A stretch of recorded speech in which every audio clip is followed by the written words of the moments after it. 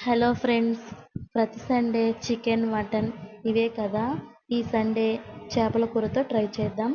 అదే టైంకి మా ఇంటి దగ్గరలో చేపలు అమ్మే వాళ్ళు వచ్చారు. ఇక గబగబా వెళ్ళి 1 కేజీ చేపలు తీసుకున్నా.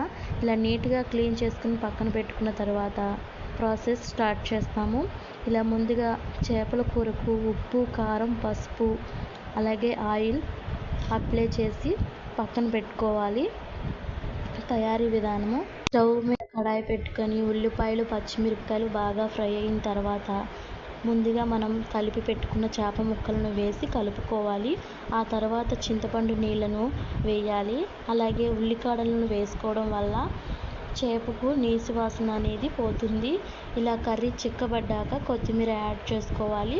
లాస్ట్లో ధనియాల పౌడర్ వేసి స్టవ్ ఆఫ్ చేయాలి. అంతేనండి, ఆంధ్ర స్టైల్ చేపల కర్రీ